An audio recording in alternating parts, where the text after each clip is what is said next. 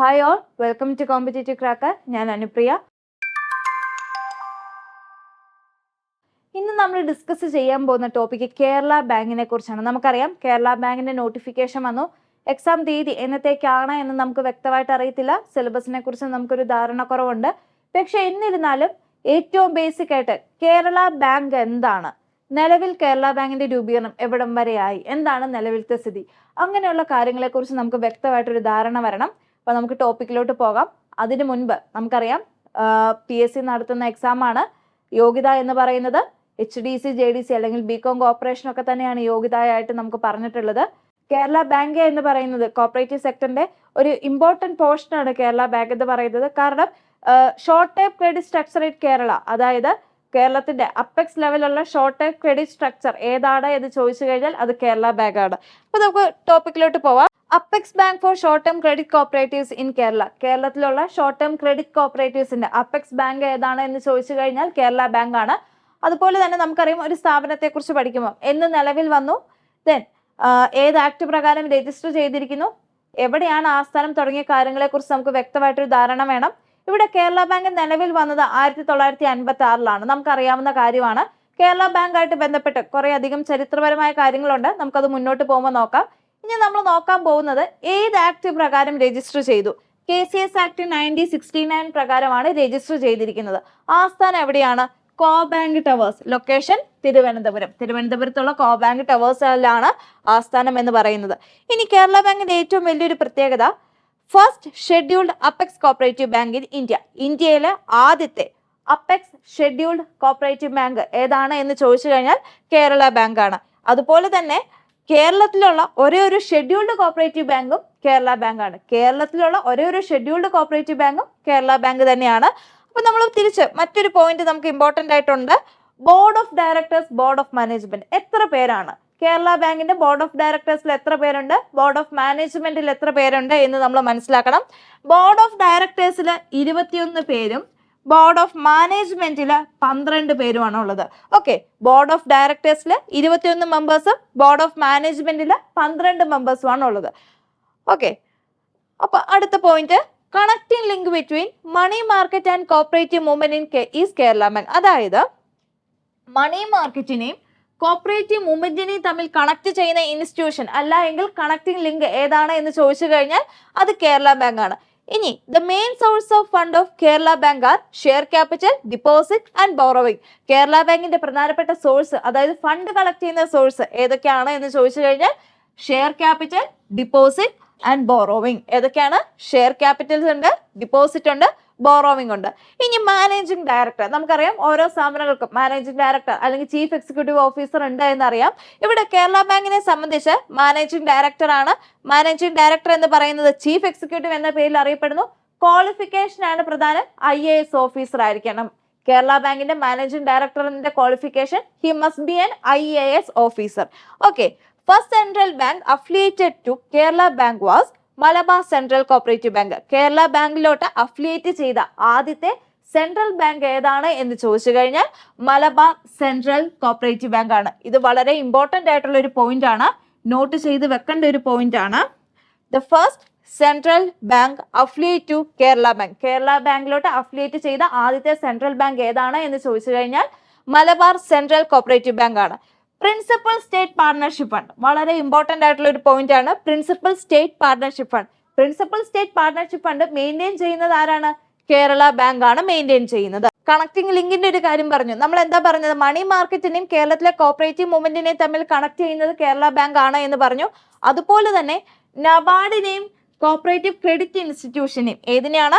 നബാർഡിനെയും cooperative credit ഇൻസ്റ്റിറ്റ്യൂഷൻസിനെയും തമ്മിൽ connect ചെയ്യുന്നതും Kerala bank ആണ്.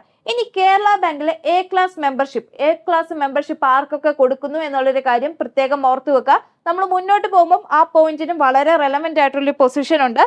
എ ക്ലാസ് മെമ്പേഴ്സ്, കേരള ബാങ്കിന്റെ എ ക്ലാസ് മെമ്പേഴ്സ് എന്ന് പറയുന്ന ആരൊക്കെയാണ്? പാക്സും അർബൻ കോപ്പറേറ്റീവ് ബാങ്കും ആണ്. കേരള ബാങ്കിന്റെ എ ക്ലാസ് മെമ്പേഴ്സ് എന്ന് പറയുന്നത് പാക്സും അർബൻ കോപ്പറേറ്റീവ് ബാങ്ക് ആണ്. നമ്മൾ ഇത് നോട്ട് ചെയ്ത് വെക്കേണ്ട ഒരു പോയിന്റും കൂടെയാണ്. ഓക്കെ, ദെൻ അടുത്തത്, first state cooperative bank become scheduled bank. നമ്മൾ ഓൾറെഡി പറഞ്ഞല്ലേ, അതായത് ആദ്യത്തെ state cooperative bank, scheduled bank ആയിട്ട് മാറിയ ആദ്യത്തെ സ്റ്റേറ്റ് കോപ്പറേറ്റീവ് ബാങ്ക് ഏതാണ് എന്ന് ചോദിച്ചു കഴിഞ്ഞാൽ ആൻസർ എന്താണ്? കേരള ബാങ്ക് തന്നെയാണ്. ഇനി നമ്മൾ ചരിത്രപരമായ കുറച്ച് കാര്യങ്ങളിലോട്ട് പോവുകയാണ്. അതായത് എങ്ങനെയാണ് 1956 കേരള ബാങ്ക് എന്ന് പറയുന്ന ഒരു സ്ഥാപനം നിലവിൽ വന്നത് എന്നുള്ള കാര്യത്തിലോട്ട് പോവുകയാണ്. ഈ പറഞ്ഞിരിക്കുന്ന പോയിന്റ്സ് ഒക്കെ CSEBയുടെ മുൻപുള്ള പരീക്ഷകളിൽ ചോദിച്ചിട്ടുള്ള പോയിന്റുകളാണ്. Former Trivandrum central cooperative bank was registered in 1915. അതായത് ഏറ്റവും ആദ്യം 1915 Trivandrum central cooperative bank register ചെയ്തു. 15 രജിസ്റ്റർ ചെയ്തിട്ടുണ്ട് എങ്കിലും 18 ജനുവരി 1916 പ്രവർത്തിച്ചു തുടങ്ങിയത്. അപ്പൊ നോട്ട് ചെയ്യുക, Trivandrum central cooperative bank register ചെയ്ത വർഷം 1915 എങ്കിലും പ്രവർത്തനം ആരംഭിച്ചത് 18 ജനുവരി 1916. അങ്ങനെ പ്രവർത്തനം ആരംഭിക്കുമ്പോൾ എത്രയായിരുന്നു ഇനിഷ്യൽ ക്യാപിറ്റൽ? ഷെയർ ക്യാപിറ്റൽ എന്ന് പറയുന്നത് 1 lakh rupees ആണ്. എത്രയാണ് ഷെയർ ക്യാപിറ്റൽ അല്ലെങ്കിൽ ഇനിഷ്യൽ ഷെയർ ക്യാപിറ്റൽ എത്രയായിരുന്നു? 1 ലക്ഷം രൂപയാണ്. അതിനുശേഷം 1943 ആയപ്പോഴത്തേക്കിനും ബാങ്ക് എന്തായിട്ട് മാറി? ട്രാവൻകൂർ സെൻട്രൽ കോപ്പറേറ്റീവ് ബാങ്ക് ആയിട്ട് മാറി. ഓക്കെ, ആ ചേഞ്ചിന് മറ്റൊരു പ്രത്യേകതയും കൂടെ ഉണ്ട്. ഈ ട്രാവൻകൂർ സെൻട്രൽ കോപ്പറേറ്റീവ് ബാങ്കിന്റെ ക്യാരക്ടർ എന്ന് പറയുന്നത് ഫെഡറൽ ക്യാരക്ടറിലുള്ള ബാങ്കാണ്. ഓക്കെ, 1943 അതുവരെ എന്തായിരുന്നു? ട്രിവാൻഡ്രം സെൻട്രൽ കോപ്പറേറ്റീവ് ബാങ്ക് ആയിരുന്നു. 43 ആയപ്പോഴത്തേക്കും ട്രാവൻകൂർ സെൻട്രൽ കോപ്പറേറ്റീവ് ബാങ്ക് ആയിട്ട് മാറി. ആ ചേഞ്ചിന്റെ, അതായത് ഈ ട്രാവൻകൂർ സെൻട്രൽ കോപ്പറേറ്റീവ് ബാങ്കിന്റെ പ്രത്യേകത എന്താണ്? ഫെഡറൽ ക്യാരക്ടറിലുള്ള ഒരു ബാങ്കാണ്. ഇനി അടുത്ത പോയിന്റ് 1954. അപ്പൊ 43 പറഞ്ഞു, അടുത്ത ചേഞ്ച് വന്നത് എന്താണ്?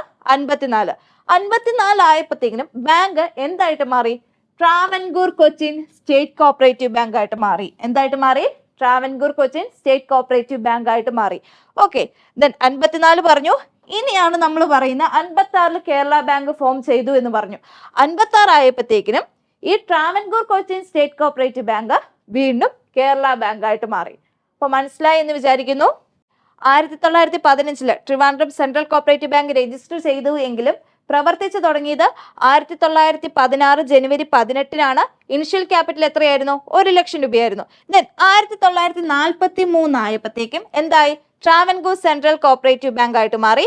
54 ആയപ്പം Travancore Cochin state cooperative bank ആയിട്ട് മാറി. 56 കേരള സ്റ്റേറ്റ് കോപ്പറേറ്റീവ് ബാങ്ക് ആയിട്ട് മാറി. ഓക്കെ, ദെൻ അടുത്തത് അതിനുശേഷം നമ്മൾ പറഞ്ഞു 56 കേരള ബാങ്ക് ആയിട്ട് മാറി എന്ന് പറഞ്ഞു. 1 March 1966 Kerala bank was boat under the control of RBI. അതായത് മാർച്ച് 1 തീയതി 1966 മാർച്ച് 1 തീയതി കേരള ബാങ്കിനെ RBIയുടെ കീഴിൽ കൊണ്ടുവന്നു. അതേ വർഷം തന്നെ ജൂലൈ 1966 കേരള ബാങ്കിനെ RBIയുടെ സെക്കൻഡ് ഷെഡ്യൂളിൽ ഇൻക്ലൂഡ് ചെയ്തു. 1972 RBI കേരള ബാങ്കിന് ബാങ്കിങ് ലൈസൻസ്, ബാങ്കിങ് ബിസിനസ് ചെയ്യാനുള്ള ലൈസൻസ് പ്രൊവൈഡ് ചെയ്തു. അപ്പൊ 72 RBI കേരള ബാങ്കിന് ബാങ്കിങ് ബിസിനസ് ചെയ്യാനുള്ള ലൈസൻസ് പ്രൊവൈഡ് ചെയ്തത്. ദെൻ 7th March 2019 ഈ പറഞ്ഞിരിക്കുന്ന ബാങ്ക് എന്തായി? കേരള ബാങ്ക് എന്ന് പറയുന്ന പേരിൽ രൂപീകരിച്ചു. എങ്ങനെ ഇത് രൂപീകരിച്ചു? അതായത് നമുക്കറിയാം നമ്മുടെ സംസ്ഥാനത്ത് നേരത്തെ 14 ജില്ലാ സഹകരണ ബാങ്കുകൾ ഉണ്ടായിരുന്നു. ഈ ജില്ലാ സഹകരണ ബാങ്ക് എല്ലാം കൂടെ മേർജ് ചെയ്തിട്ടാണ് കേരള ബാങ്ക് എന്ന് പറയുന്ന രീതിയിൽ 2019 രൂപീകരിച്ചത്. ഇനി കേരള ബാങ്കിന്റെ രൂപീകരണവുമായിട്ട് ബന്ധപ്പെട്ട് വരുന്ന ഒരു കമ്മിറ്റിയാണ് ശ്രീറാം കമ്മിറ്റി. അപ്പോയിന്റ് ചെയ്ത് കേരള ഗവൺമെന്റ് ആണ് ശ്രീറാം കമ്മിറ്റിനെ അപ്പോയിന്റ് ചെയ്തത്. 2016 അപ്പോയിന്റ് ചെയ്തു. 2017 റിപ്പോർട്ട് സബ്മിറ്റ് ചെയ്തു. MS ശ്രീറാം എന്ന് പറയുന്ന വ്യക്തി, അദ്ദേഹം ഒരു പ്രൊഫസറാണ്, IIM ഒരു പ്രൊഫസറാണ്. ദെൻ അപ്പോയിന്റ് ചെയ്ത് കേരള ഗവൺമെന്റ് ആണ്.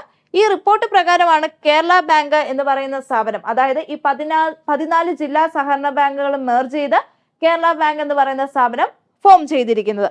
ഇനി ഈ ശ്രീറാം കമ്മിറ്റിയുടെ റെക്കമെൻഡേഷൻ പ്രകാരം അല്ലെങ്കിൽ ശ്രീറാം കമ്മിറ്റിയുടെ റിപ്പോർട്ടിനെ ബേസ് ചെയ്ത് ഒരു ടാസ്ക് ഫോഴ്സ് കമ്മിറ്റിയും കൂടെ ഫോം ചെയ്തിരുന്നു. കേരള ബാങ്കായിട്ട് ബന്ധപ്പെട്ട് വരുന്ന രണ്ടാമത്തെ കമ്മിറ്റിയാണ് MR രവീന്ദ്രനാഥ് കമ്മിറ്റി. അതായത് അടുത്ത 20 മാസം കൊണ്ട് എങ്ങനെ കേരള ബാങ്ക് സ്റ്റാർട്ട് ചെയ്യണം അല്ലെങ്കിൽ അതിന്റെ പ്ലാൻസ് ഒക്കെ ഇംപ്ലിമെന്റ് ചെയ്യാൻ വേണ്ടിയിട്ട് കൊണ്ടുവന്ന ഒരു കമ്മിറ്റിയാണ് MR രവീന്ദ്രനാഥ് കമ്മിറ്റി എന്ന് പറയുന്നത്. ഓക്കെ, അപ്പം കേരള ബാങ്കായിട്ട് ബന്ധപ്പെട്ട് വരുന്ന 2 committee, MS Sriram committee, MR Ravindranath committee. ഇനി ജനറൽ ബോഡി, കേരള ബാങ്കിന്റെ ജനറൽ ബോഡി ആയിട്ട് ബന്ധപ്പെട്ട് വരുന്ന കാര്യങ്ങളാണ്.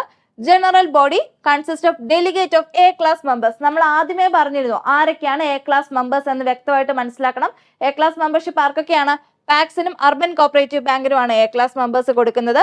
ദെൻ ജനറൽ ബോഡിയിൽ ഏറ്റവും ആദ്യം വരുന്നത് A class മെമ്പർഷിപ്പ് ഉള്ള ഡെലിഗേറ്റ്സ് ആയിരിക്കും. ദെൻ അടുത്തത് ആർക്കാണ്? Ex officio directors. രണ്ടാമത്തെ മെമ്പർഷിപ്പ് ആർക്കാണ്? എക്സ് ഒഫീഷ്യോ മെമ്പേഴ്സിനാണ്. മൂന്നാമത്തേത് ഗവൺമെന്റ് നോമിനേറ്റ് ചെയ്യുന്ന ഡയറക്ടേഴ്സ്. അപ്പൊ 3 വ്യക്തികൾ, അതായത് കേരള ബാങ്കിന്റെ ജനറൽ ബോഡിയിൽ ആരൊക്കെ ഇൻക്ലൂഡ് ചെയ്യുന്നുണ്ട് എന്ന് ചോദിച്ചു കഴിഞ്ഞാൽ എ ക്ലാസ് മെമ്പർഷിപ്പ് പ്രൊവൈഡ് ചെയ്യുന്ന ഡെലിഗേറ്റ്, അതുപോലെ തന്നെ X officio directors, government appoint ചെയ്യുന്ന ഡയറക്ടേഴ്സ്, ഇങ്ങനെ 3 കാറ്റഗറിയിൽ വരുന്ന ആൾക്കാരാണ് ജനറൽ ബോഡിയിൽ ഇൻക്ലൂഡ് ചെയ്യുക. അടുത്തത് board of directors. The board of directors of the bank shall consist of 21 members. Kerala ബാങ്കിന്റെ ബോർഡ് ഓഫ് ഡയറക്ടേഴ്സിൽ എത്ര മെമ്പേഴ്സ് ഉണ്ട്? 21 മെമ്പേഴ്സ് ഉണ്ട്. ദെൻ അതിൽ 15 മെമ്പേഴ്സിനെ, ഈ 21 മെമ്പേഴ്സിൽ 15 മെമ്പേഴ്സിനെ എലക്ട് ചെയ്യുന്നത് എ ക്ലാസ് മെമ്പേഴ്സ് ആയിരിക്കും. ആരായിരിക്കും എലക്ട് ചെയ്യുന്നത്? എ ക്ലാസ് മെമ്പേഴ്സ് ആയിരിക്കും. The classification of members of board of directors, അതായത് എങ്ങനെയാണ് ബോർഡ് ഓഫ് ഡയറക്ടേഴ്സിനെ തരം തിരിച്ചിരിക്കുന്നത് എന്നാണ് പറയുന്നത്. 14 മെമ്പേഴ്സ്, അതായത് ഓരോ ജില്ല, 1 from each district representing the PACS elected by A class members of the bank from among the delegate of the packs categorized as follows. ഇവിടെ എന്താ പറയുന്നത്? മറ്റൊന്നുമല്ല, ഈ പറഞ്ഞിരിക്കുന്ന 14 മെമ്പേഴ്സ് ഓരോ ജില്ലയിൽ നിന്നുള്ള പാക്സിൽ നിന്ന് എലക്ട് ചെയ്തിട്ടുള്ളവരാണ്. അപ്പോൾ അവർ എങ്ങനെയാണ് എലക്ഷൻ നടത്തിയിരിക്കുന്നത്? നമുക്കറിയാം ഓരോ കാറ്റഗറി ഉണ്ടെന്ന് അറിയാം അല്ലെ? General category, women, SC ST, പല കാറ്റഗറി ഉണ്ടെന്ന് അറിയാം. അപ്പൊ ഈ ഓരോ കാറ്റഗറിയിൽ നിന്നും എത്ര മെമ്പേഴ്സിനെ വീതമാണ് എലക്ട് ചെയ്തിരിക്കുന്നത് എന്നാണ് പറഞ്ഞിരിക്കുന്നത്. ജനറൽ കാറ്റഗറിയിൽ നിന്ന് 10 പേര്, വുമൻ റിസർവേഷനിൽ നിന്ന് 3 പേര്, SC ST റിസർവേഷൻ 1 വ്യക്തി. അപ്പൊ ഈ നമ്പേഴ്സ് പഠിച്ചിരിക്കുക. 14 മെമ്പേഴ്സ് എന്ന് പറഞ്ഞു. 14 മെമ്പേഴ്സ് ഓരോ ജില്ലയിലെ പാക്സിൽ നിന്നുള്ള 14 മെമ്പേഴ്സിനെയാണ് നമ്മൾ എലക്ട് ചെയ്യുക. അതിൽ 10 പേര് എന്ന് പറയുന്നത് ജനറൽ കാറ്റഗറി, ദെൻ 3 പേര് വുമൻ റിസർവേഷൻ, ഒരാള് SC ST റിസർവേഷൻ. അങ്ങനെയാണ് ക്ലാസിഫിക്കേഷൻ പോവുക. അപ്പൊ നമുക്കറിയാം കേരള ബാങ്ക് നോട്ടിഫിക്കേഷൻ വന്നു. എത്രയും നേരത്തെ പഠിച്ചു തുടങ്ങുന്നോ അത്രയും നല്ലത്. സിലബസ് എന്താണ് എന്ന് വ്യക്തമായിട്ടൊരു ധാരണ നമുക്ക് വന്നിട്ടില്ല എങ്കിലും നമുക്കറിയാം ഓൾമോസ്റ്റ് ഏതൊക്കെ ടോപ്പിക്കുകൾ സഹകരണം ഉണ്ടാവും, അതുപോലെ തന്നെ സഹകരണമായിട്ട് ബന്ധപ്പെട്ട് വരുന്ന ടോപ്പിക്സ് എല്ലാം തന്നെ നമ്മൾ പഠിക്കേണ്ടതായിട്ടുണ്ട് അല്ലേ? അപ്പൊ എത്രത്തോളം നേരത്തെ പഠിച്ചു തുടങ്ങുന്നോ അത്രയും നല്ലത്. ഇവിടെ കോമ്പറ്റേറ്റീവ് ക്രാക്കറും കോഴ്സ് സ്റ്റാർട്ട് ചെയ്തിട്ടുണ്ട്. അപ്പൊ എല്ലാവരും തന്നെ ജോയിൻ ചെയ്യുക. അതോടൊപ്പം തന്നെ ഡെയിലി പഠിച്ചു പോവുക. എത്രയും നേരത്തെ പഠിക്കുന്നോ അത്രയും നല്ല റാങ്കിലോട്ട് നമുക്ക് എത്താൻ പറ്റും. കോമ്പറ്റേറ്റീവ് ക്രാക്കറിൽ ഡെയിലി വർക്കൗട്ടും അതുപോലെ തന്നെ ഒരു മെന്റർഷിപ്പ് സപ്പോർട്ട് നിങ്ങൾക്ക് പ്രൊവൈഡ് ചെയ്യുന്നുണ്ട്.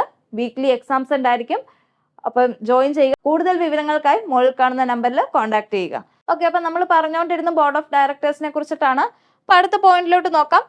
1 member representing the urban cooperative banks in the state. അതായത് നമ്മൾ പറഞ്ഞു പാക്സിൽ നിന്നാണ് എ ക്ലാസ് മെമ്പേഴ്സിനെ എലക്ട് ചെയ്യുന്നതെന്ന് പറഞ്ഞു. ദെൻ 1 മെമ്പറിനെ എവിടെ നിന്നാണ്? അർബൻ കോപ്പറേറ്റീവ് ബാങ്കായിട്ട് ബന്ധപ്പെട്ടിട്ടായിരിക്കും. 2 മെമ്പേഴ്സ് എവിടെ നിന്നാണ്? ഇൻഡിപെൻഡന്റ് പ്രൊഫഷണൽ ഡയറക്ടേഴ്സ് ആയിരിക്കും. ഗവൺമെന്റ് നോമിനേറ്റ് ചെയ്യുന്ന ഇൻഡിപെൻഡന്റ് പ്രൊഫഷണൽ ഡയറക്ടേഴ്സ് ആയിരിക്കും അടുത്ത 2 പേര്. Then ex officio members. എത്ര എക്സ് ഒഫീഷ്യോ മെമ്പേഴ്സ് എന്നുള്ളത് വളരെ ഇമ്പോർട്ടന്റ് ആയിട്ടുള്ള ഒരു ക്വസ്റ്റ്യൻ ആണ്. കേരള ബാങ്കിന് 4 എക്സ് ഒഫീഷ്യോ മെമ്പേഴ്സ് ആണുള്ളത്. ഈ ഏതൊക്കെയാണ് എക്സ് ഒഫീഷ്യോ മെമ്പേഴ്സ് എന്നും കൂടെ പഠിക്കണം. Secretary to corporation government of Kerala, registrar of cooperative societies, chief general manager, NABARD, regional office of Kerala. എന്താ പറയുന്നത് ഈ ചീഫ് ജനറൽ മാനേജർ? അതായത് കേരളത്തിലെ നബാർഡിന്റെ റീജിയണൽ ഓഫീസിലുള്ള ജനറൽ മാനേജർ ആണ്. ചീഫ് ജനറൽ മാനേജർ ആണ് ഒരു എക്സ് ഒഫീഷ്യോ എന്ന് പറയുന്നത്. ദെൻ കേരള സ്റ്റേറ്റ് കോപ്പറേറ്റീവ് ബാങ്കിന്റെ MD ആണ് മറ്റൊരു എക്സ് ഒഫീഷ്യോ മെമ്പർ എന്ന് പറയുന്നത്. ഓക്കെ, അപ്പൊ നമുക്ക് എക്സ് ഒഫീഷ്യോ മെമ്പേഴ്സ് ആരൊക്കെയാണ് എന്ന് നോക്കാം. ഗവൺമെന്റ് ഓഫ് കേരളയുടെ സഹകരണ മേഖലയിൽ നിന്നുള്ള secretary, registrar of cooperative society, കേരളത്തിലെ നബാർഡിന്റെ റീജിയണൽ ഓഫീസിലെ chief general manager, then Kerala state cooperative ബാങ്കിന്റെ MD. ഇത്രയും പേരാണ് എക്സ് ഒഫീഷ്യോ മെമ്പർ ആയിട്ട് വരിക. അപ്പൊ നമ്മൾ കേരള ബാങ്ക് എന്താണ്, ആരൊക്കെയാണ് മെമ്പേഴ്സ്, ബോർഡ് ഓഫ് ഡയറക്ടേഴ്സിൽ എത്ര പേര്, ദെൻ എക്സ് ഒഫീഷ്യോ മെമ്പേഴ്സ് എത്ര പേര്, എന്ന് നിലവിൽ വന്നു, ചരിത്രപരമായിട്ടുള്ള കാര്യങ്ങൾ എന്തൊക്കെയാണ്, ഏത് ആക്ട് പ്രകാരം ഫോം ചെയ്തു, ആസ്ഥാനം എവിടെയാണ്, ദെൻ ഏതൊക്കെ കാര്യങ്ങളെ തമ്മിൽ കണക്ട് ചെയ്യുന്നു തുടങ്ങിയ കാര്യങ്ങളൊക്കെയാണ് നമ്മൾ ഡിസ്കസ് ചെയ്തത്. അപ്പൊ ഇതുപോലെയുള്ള കൂടുതൽ ഇൻഫോർമേറ്റീവ് വീഡിയോസിനായിട്ട് നമ്മുടെ ചാനൽ ഫോളോ ചെയ്യുക. അതുപോലെ തന്നെ ചാനൽ സബ്സ്ക്രൈബ് ചെയ്യുക. താങ്ക്